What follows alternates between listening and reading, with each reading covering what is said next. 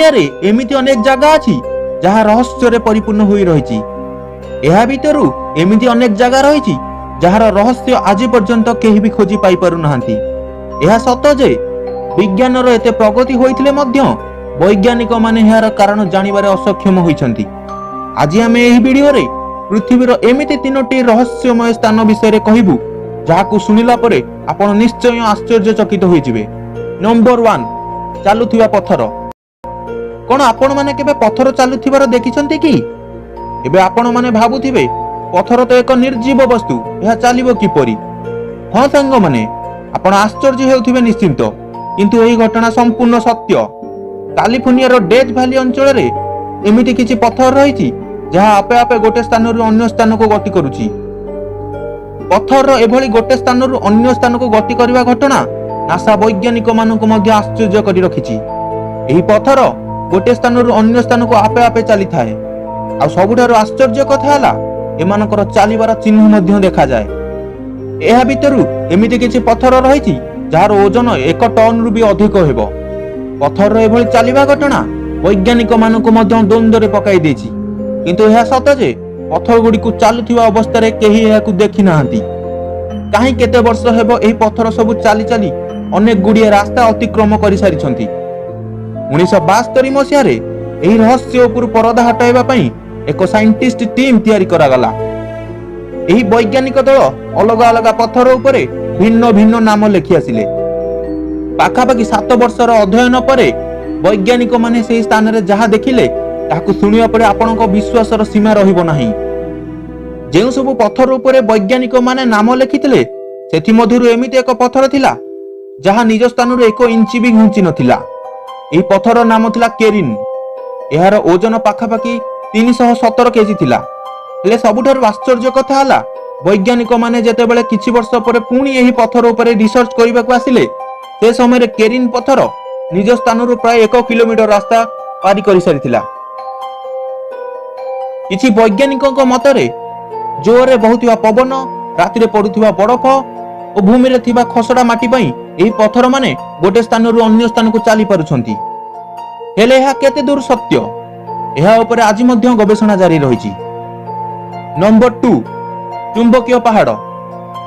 एहा सत्य जे विज्ञान पई आज आमे दुनिया रे बहुत किछि सफलता पाइछु, हेले आज भी दुनिया रे एमिति किछि रहस्य लुचि रहिछि जहार उत्तर विज्ञान पाखरे नाही।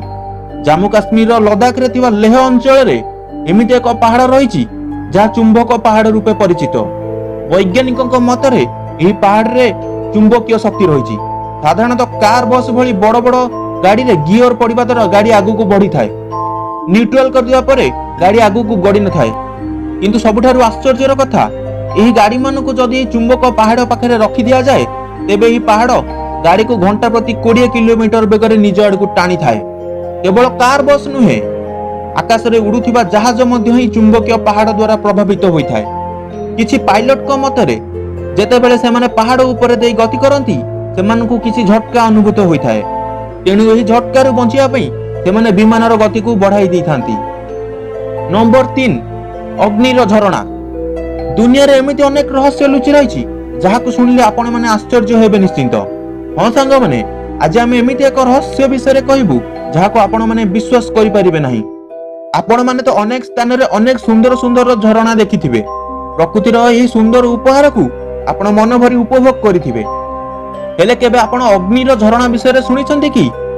अग्निर झरणा सुनिबाकू एहा अजब लागुथिले मध्य एहा सत्य। न्यूयॉर्क रो चेस्टनट रिज काउंटिंग पार्क रे एमिति एक झरणा रहिछि जो झरणा तळे निया जळुथिबार देखा जाय। एही घटना को देखिथिबा समस्त लोक मध्ये आश्चर्य होई केवल गोटिए कथा कहिथांती, एहा संभव हैला किपरि? वर्ष सारा एही झरणारु पानी झरी थाए, एहा परे मध्ये सेठारे लगातार निया जळि थाए। एही घटना को नै अनेक कथा और अनेक कहानी प्रचलित अछि। केही केही एहाकू भूगोलर विस्मय मानुथिबा बेले स्थानीय लोक माने एठारे भगवान वास करुथिबार कहिथांती। किंतु वैज्ञानिकक द्वारा करा जायतिबा एक परीक्षारु जणा जाय जे अग्नि जळुथिबा स्थान रे मिथेन गैस बाहरुछि। कोनोसी कारणरु एही गैस रे निया लागि जायछि ओ सेबेठारु एही गैस निरंतर जळुछि। भारतर हिमाचल प्रदेशर कांगड़ा जिल्ला रे देवी माता ज्वालामुखी मंदिर रहिछि।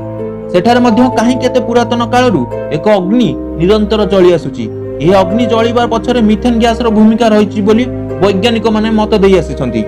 ତେବେ ଏସବୁ ଘଟଣାର ପ୍ରକୃତ ସତ୍ୟାସତ୍ୟ କାହା ପାଖରେ ନାହିଁ।